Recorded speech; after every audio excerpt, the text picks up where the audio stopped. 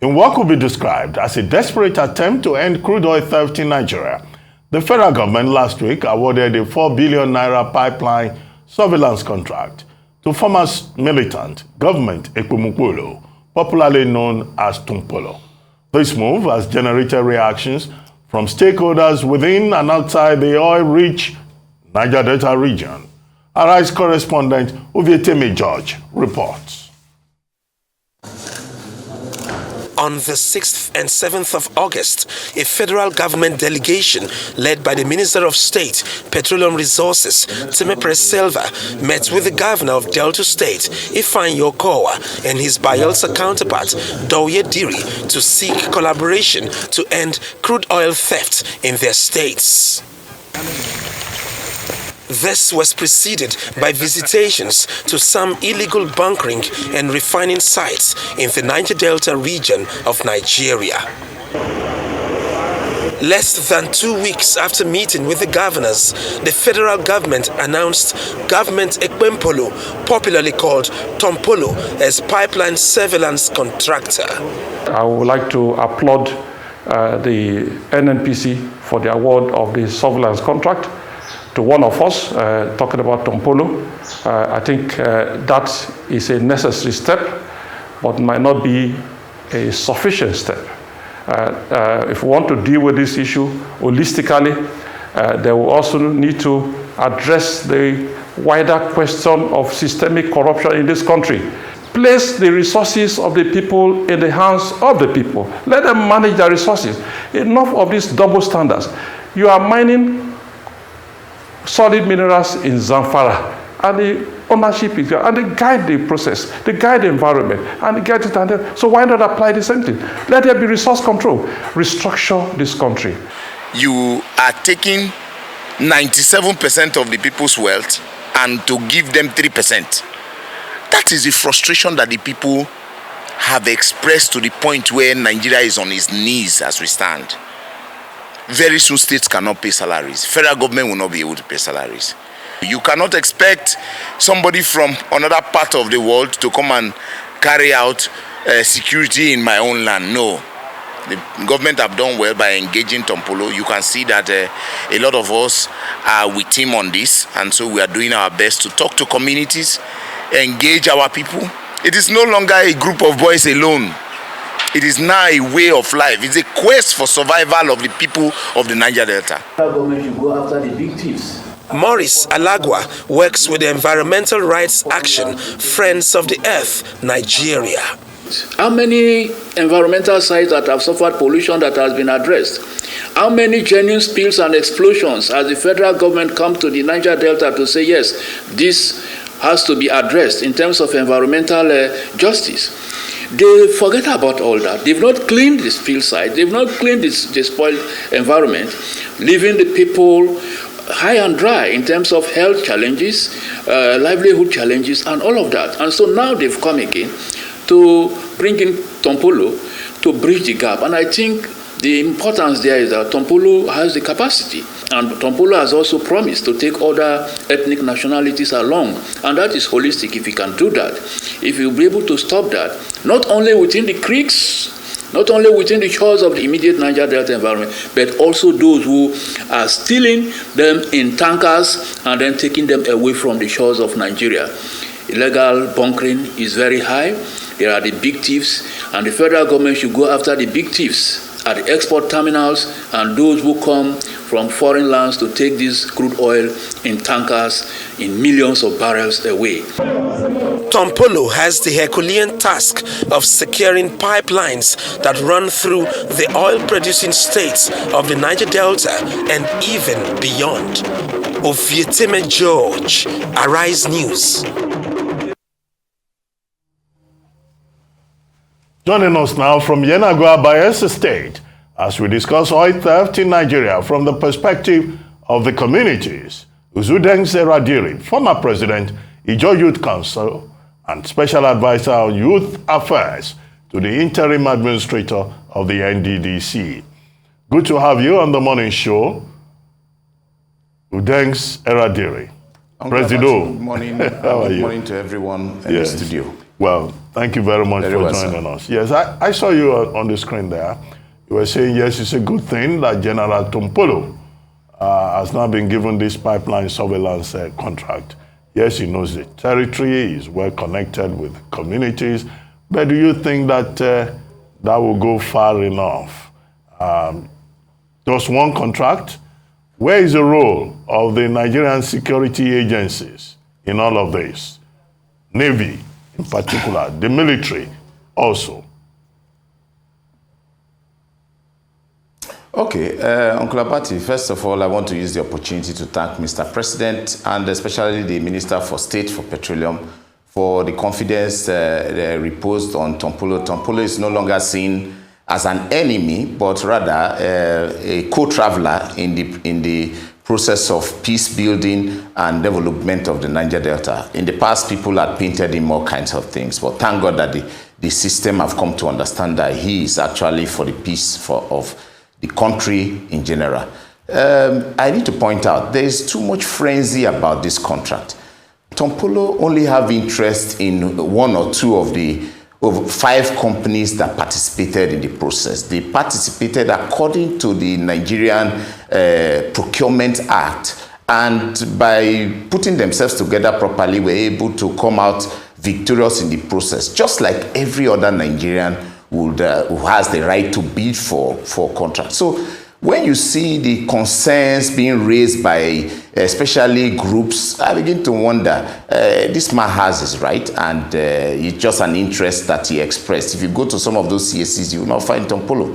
But because they know that, yes, this man has the capacity, a lot of people want to work with him in doing business. There are other Niger Deltans who also are the other parts of the contract that spans across from Ondo to Akwa Ibom, but nobody talks about them. However, it shows that yes, Tompolo has the capacity. Yes, Tompolo is one man that working with Nigeria can be able to achieve some measure of result. But I want to say again that for us in the Niger Delta, we see this as a litmus test to Tompolo, who happened to flag bear the struggle for economic inclusion and justice in the Niger Delta. So it's not just all the frenzy people are seeing. There's an enormous task on the shoulders of this young man in order to prove to the world that yes, we can do it. Don't forget that we did it in the past. When there was crisis in the Niger Delta, the leaders of the youth movement with other stakeholders came together and said, look, we have to stop what is going on. And thank God that the Minister for State, who was governor of Bayelsa State at that time, put in a lot to ensure that there was an amnesty that today Nigeria have benefited from.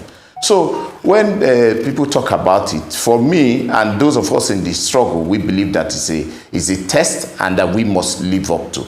More so, you talked about the military. This contract or this pipeline surveillance is not in exclusion of the Nigerian military formations. The Navy, the Civil Defense, they are all part of it. If you go and look at the breakdown of it, you will see that you cannot actually achieve results without community content. Just as we have the Boko Haram incident in the north, where you have civilian JTF working in consonance with the conventional Nigerian military. So when people raise certain questions, you read all kinds of funny things that happen in other parts of the world. Why is it that when it is happening here in the Niger Delta, it becomes a subject for discourse? So this contract is not about Tompolo alone, but it's about the entire crisis in the Niger Delta. How do we resolve it? Don't forget, Nigeria is at war at various fronts, including the Niger Delta. In fact, the biggest war in our country today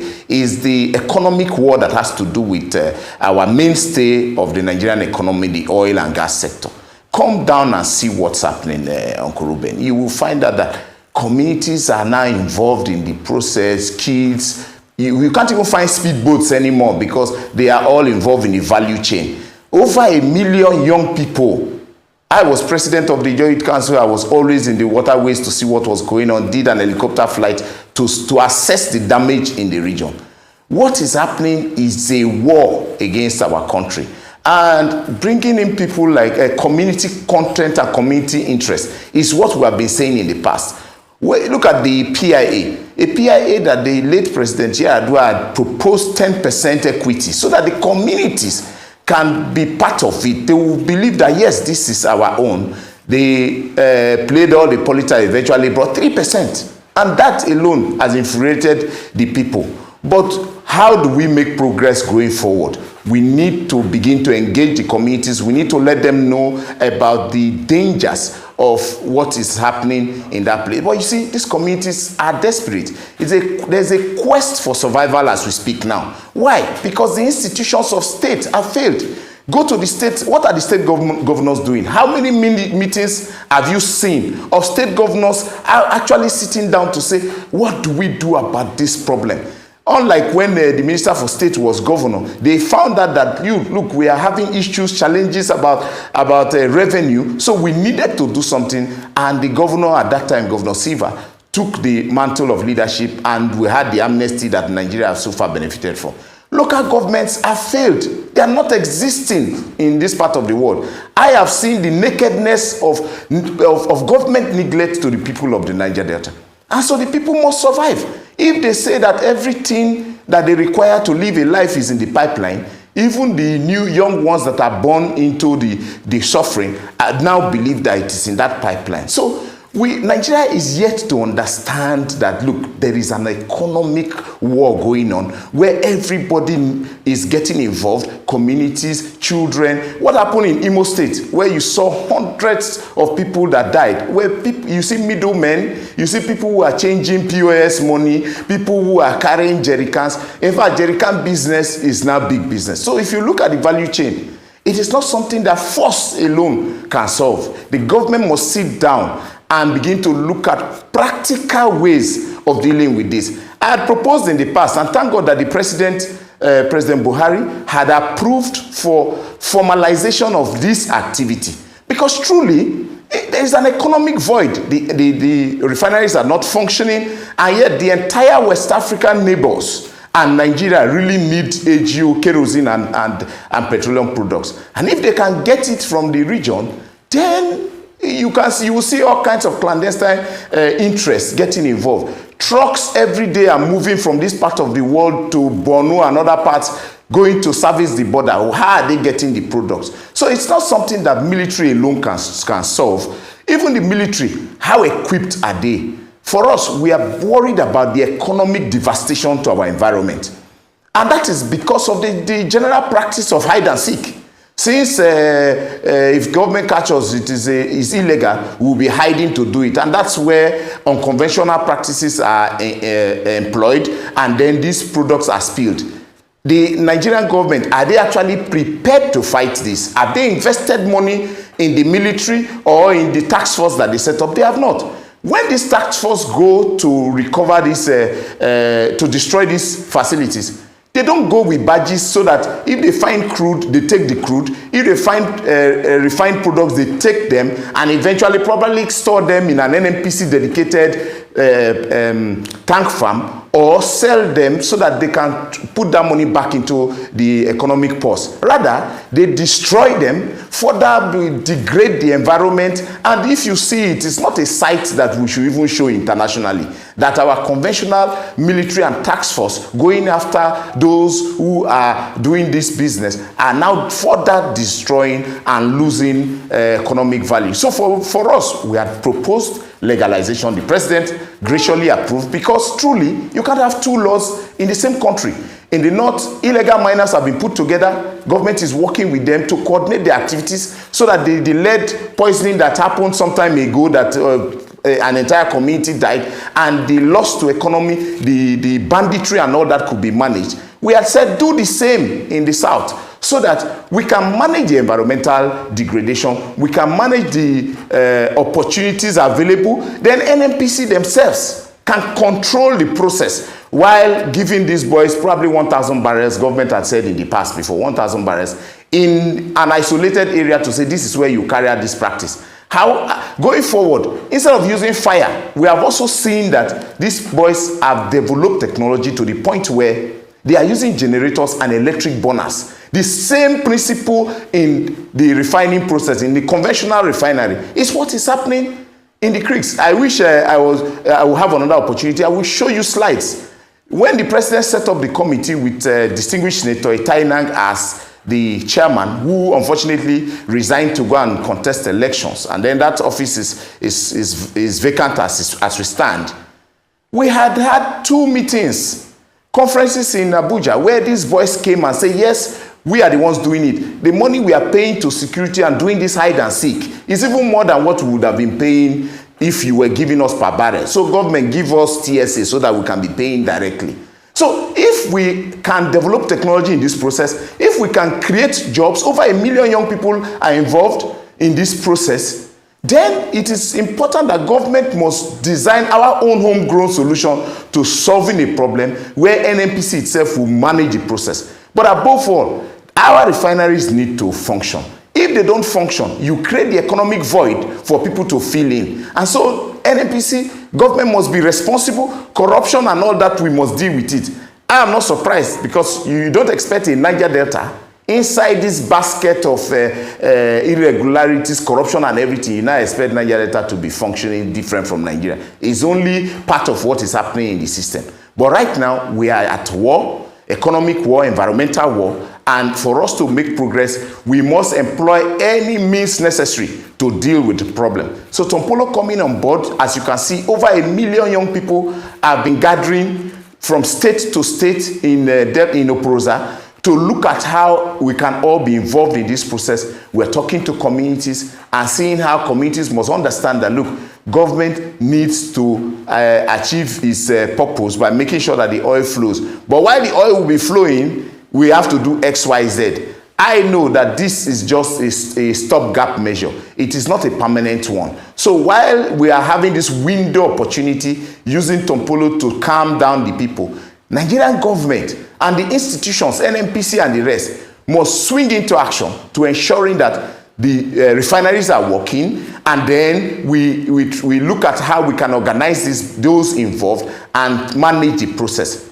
Community women are no longer going to farm. They have felt that local governments are not functioning. Governors in the states believe that they are now emperors. They don't deal with the real issues that affect the lives of the people at the rural area. They are all more centered in what happens in the capital city. And so everybody in the quest for survival wants to keep his head afloat. Before I stop here, let me say that somebody was saying, what of modular refineries? Let us not confuse ourselves with modular refining. What we are talking about is somebody raising 3 million, he will build a port. Somebody raising 15 million, he can fabricate the new process where they are using generators, and he can actually be next to your office there in Lagos and be cooking this thing. Nobody will know, because they have developed their technology.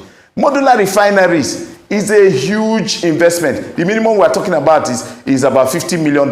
How many people can a modular refinery accommodate with respect to what is happening? This is a situation where women who cook banga, they have just used drums to change the process, copying from what they used to use in cooking ogogoro, and by the time they boil this crude oil, they will begin to sell 2-3 buckets and survive a day. That's what we are talking about, artisanal mining. And if you look at the Chinese TV, CCTV, you will see how from crude methods the Chinese economy developed to the point where they are a world recognized industrial nation today. So let us not, first of all, defeat ourselves by saying, no, their standards. Let me just cut in here. Yes. In fact, you've gone ahead to answer some of the questions we haven't hoping to ask you. But let me just come in here. Good to hear from you that Tompolo is not the only one who has the contract to police the entire space where we have this theft going on across all our creeks and rivers in the Niger Delta. But that it's been brought into the picture shows that perhaps the government now appreciates what he can contribute, because we can recall also that it was his maritime academy which he built in his hometown that became the starting point of the maritime university today. So perhaps he has a lot to contribute there. But this issue of artisanal refining, which you have dealt with, it was a question I wanted to ask you directly, but you started answering it even before it was asked. Now, how do you organize these artisans? You made a distinction. It is not the same thing as a modular refinery. How do we organize these artisans into a work group, a cooperative, call them whatever name, to the extent that they are doing their business in a way that they are not polluting the environment and it is still beneficial to them and the products? Technology will improve, as you are saying, but how do we organize them into this? Then two, you talked about the governors. You lambasted, they are not doing much, they are just concentrating on maybe the state capitals and what have you. Now, the 13%, I'm asking you this question as an Ijaw youth leader now, not as NDDC. The 13% derivation, are you satisfied with the way the various states are utilizing these funds for the development of the areas that produce this oil for Nigeria? Okay, first of all, let me take the first one. Yes, we can organize these young boys. The same way that the very peculiar situation of artisanal mining in the north was put together, and today they are working with government to control it. It's the same way we were able to gather the young boys into committees. They attended conferences in Abuja, and then community interest was also on it, believing that that process is currently in the shelf. If the president appoints somebody to manage the process, then we can take it from that point.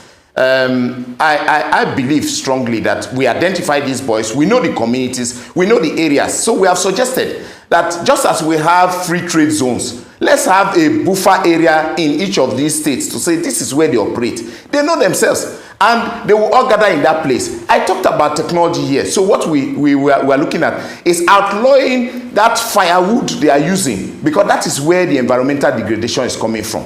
Like I said, I would have shown you slides of what these boys have been able to fabricate.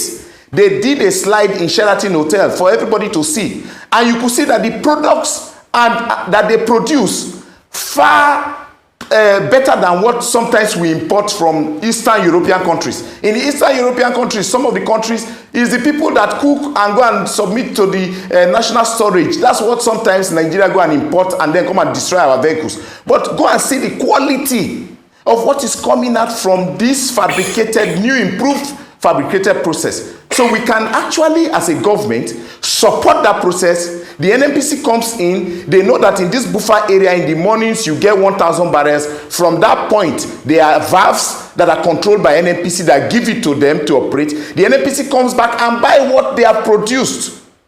With that, they will never allow anybody to go and infringe on the lines. In 1 kilometer, as I speak to you, there are over 100 infractions in just 1 kilometer. So if Nigeria have tried all the means and it's not working, we are coming with a solution that is already being practiced in other parts of the country. So we can't have two laws in one country. Let us implement this. Look, this hide and seek between soldiers and the boys is because, as I speak to you, in the Nigerian terminal that is supposed to be controlled by government, just recently we saw a big vessel. What was it doing in that total field when he didn't have the right clearance to be there? The boys see them load the big one. So you dey thief the big one. When we go and take this small one, now you say you go take gun shoot us. They start going to arm themselves, and then you see this back and front because they know that your hands are not clean. What of the leaders, political leaders who collect money to build roads, who collect money to build schools and employ people, and then they put that money in their pocket? The people are seeing. So if you will collect government money to take care of me, you know do am. Why are you the one calling me the thief? Who is now the bigger thief in it? So these things have a way of affecting the psychic of people. The psychic of the Niger Delta people is at the point where the people say we go survive. This oil na our oil. So if we want baff am, make we baff am. But you see, the people need to realize that this practice is not in their interest. They see, sometimes 5 years down the line, people who have been involved in this practice in the communities, you see them have nervous breakdowns. You see the kind of children they give birth to. The people are seeing the evil. But because of the quest for survival, you see a graduate going to be in the bush at night, beaten by mosquitoes. Sometimes the place will just ignite and 150 people would die at the spot. These things are happening. I have seen them as former president of the Joy Youth Council, and I know what I'm saying. So if all the measures put in place have not taken us far, then we need to listen to what we are saying, and let's practice it. Give it a 5-year time, just like the amnesty, to say, look, let's run a 5-year program on this and see how it takes us. Let's not wait for OPEC to tell us whether this is the standard or not standard, because the Chinese don't listen to that, and see where their society is today. We need homegrown solution to solve the Niger Delta problem and Nigeria's problems. Okay, going to the issue of the neglect of government, derivation. 13% derivation. How the states are using it. Question again? Yes, 30% derivation. I am very, very dissatisfied. If you follow my history, you will see that I have always talked against the abuse of these funds, be it institution set up, be it government, be it the federal government, who even takes 87%. We get 13%, they take 87%. That 87% too, we have questions about how it is being managed to the interest of Nigerians and us. So corruption is everywhere in the country. Well, and we have always said that our leadership selection process is the reason why we have people who don't understand the purpose for which they have been elected into office. And if we don't correct that, we will continuously have this situation. Comrade Eradiri, well, I mean, we would like to call it a day. You know, thank you very much for the opportunity to have this conversation with you. Thank you very much indeed, Comrade Udengs Eradiri.